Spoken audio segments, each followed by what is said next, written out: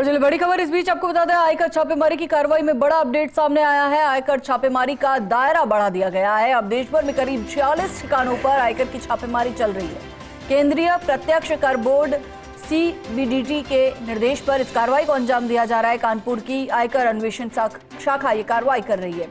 विश्वस्त सूत्रों की तरफ से ये जानकारी मिल रही है कि अब तक गत 3 वर्षों में 400 करोड़ से अधिक के दान का फर्जीवाड़ा पकड़ा गया है। उत्तर प्रदेश के NGO जन जागृति सेवा संस्थान का नाम भी इसमें सामने आया।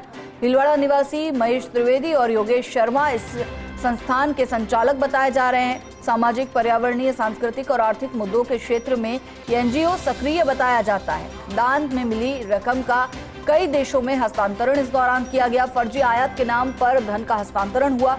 दुबई, चीन, हांगकांग, सिंगापुर में फर्जी आयात का हस्तांतरण नजर आया है। मुंबई और सूरत के कुछ हीरा कारोबारी भी आयकर विभाग के राडार पर हैं।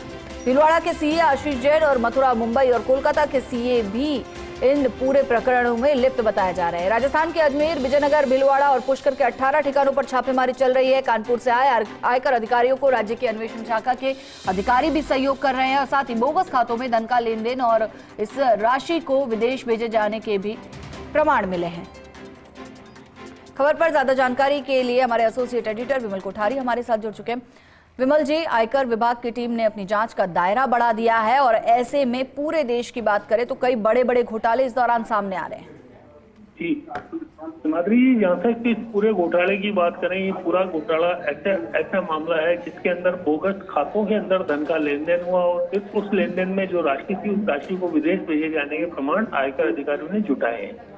ये जो आयकर छापेमारी की कार्रवाई हो रही है, ये अभी इस समय पूरे देश भर में करीब 45 ठिकानों पर कार्रवाई हो रही है, जिसमें राजस्थान के अलावा पश्चिम बंगाल, गुजरात और महाराष्ट्र का नाम भी शामिल है। उत्तर प्रदेश इस कार्रवाई का मुख्य केंद्र है, जहां कानपुर और मथुरा में छापेमारी हो रही है। मथुरा में भी एक CA के यहाँ इस समय इनकम टैक्स की रेड चल रही है।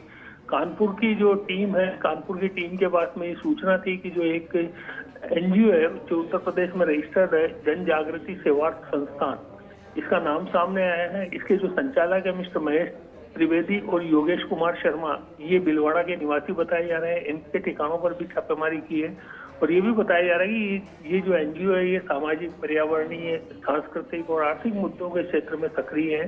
लेकिन वास्तविकता ये है कि इस NGO के माध्यम से केवल दान में पैसा इकट्ठा किया गया था और उस पैसे को विदेशों के अंदर हस्तांतरित कर दिया गया था।